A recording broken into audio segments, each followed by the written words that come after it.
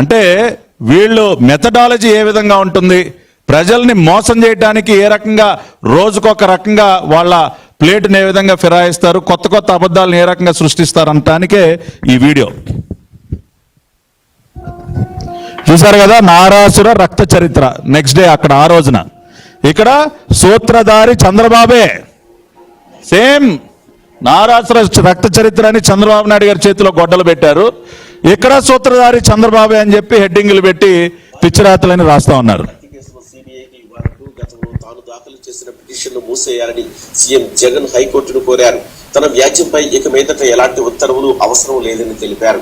ఒంగోలు ఎన్నికల్లో ఎంపీ అభ్యర్థిగా పోటీ చేసిన చెవిరెడ్డి భాస్కర్ రెడ్డి అదే స్థానం నుంచి డమ్మీ క్యాండిడేట్ గా లేదా స్వతంత్ర అభ్యర్థిగా వెంకటేష్ నాయుడు కూడా పోటీకి ప్రయత్నించారు. సాధారణంగా ఈ కొన్ని ఇలాంటి నెక్స్ట్ సీను ఒకసారి మీరు చూసినట్లయితే, వివేక మరణంపై సిబిఐ విచారణ చేయాలని హైకోర్టులో కేసు, అధికారంలోకి రాగానే కేసు వెనక్కి. జగన్మోహన్ రెడ్డి ప్రతిపక్ష నాయకుడిగా ఉన్నప్పుడు హత్య జరిగినమ్మటే ఇమ్మీడియట్గా సిబిఐ విచారణ జరగాలి, సిబిఐ లోతుగా దర్యాప్తు చేయాలని చెప్పి పిటిషన్ ఇచ్చారు. ముఖ్యమంత్రి అవగానే దాన్ని మళ్ళీ వాళ్లే వెనక్కి తీసుకుంటారు.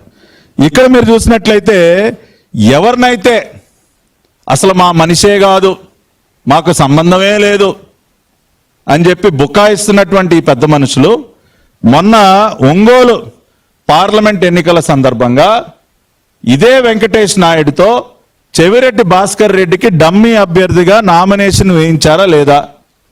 సరే, అది రిజెక్ట్ అయిందనుకోండి, అది వేరే విషయం.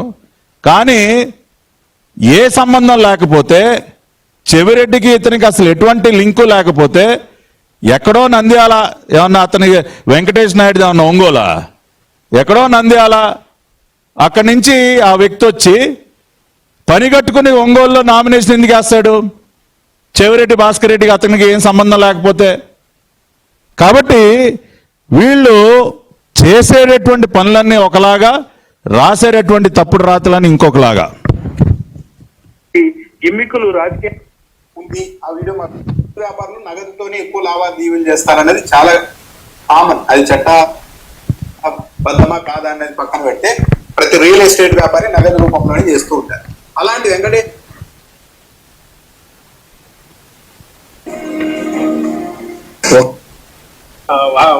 ఏమంటారు వాంగ్మూలం కూడా కొంత ఎన్నికలు ఖర్చు చేసేందుకు లేదా డబ్బు తరలించేందుకు ప్రచారాస్త్రాలుగా వినియోగించుకునేందుకు అవసరమైన మార్గాలు ఎంచుకుంటారు. ఆ క్రమంలోనే వెంకటేష్ నాయుడు కూడా చెవిరెడ్డి భాస్కర్ రెడ్డి కోసమే నామినేషన్ దాఖలు చేసినట్టు తెలుస్తుంది. ఆ నామినేషన్ సందర్భంగా దాఖలు చేసిన అఫిడవిట్ లోనే తన వార్షిక ఆదాయం కేవలం 5 లక్షలు మాత్రమే అని చెప్పారు.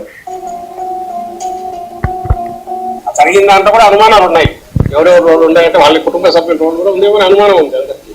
వాటిలోనే మొత్తం ఆ నెరేటివ్ కానీ లేదా సిబిఐ ఇన్వెస్టిగేషన్ ఏమంటారు వాంగ్మూలాలని లోతుగా పోయి చూస్తే అది కనపడుతుంది. దాని నుంచి తప్పించుకోవడానికి దొంగ అన్నట్టు ఇక సో నెక్స్ట్ వాళ్ళు ఆ రోజున చేసినటువంటి ఎలిగేషన్ ఏంటంటే, స్వయంగా కూతురు అల్లుడే చంపించారు.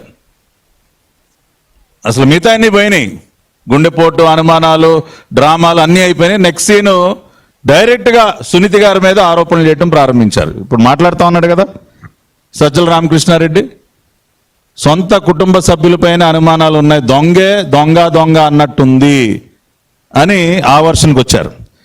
ఇక్కడ ప్యారలల్గా అసలు ఈ డబ్బంతా చంద్రబాబు గారిదే,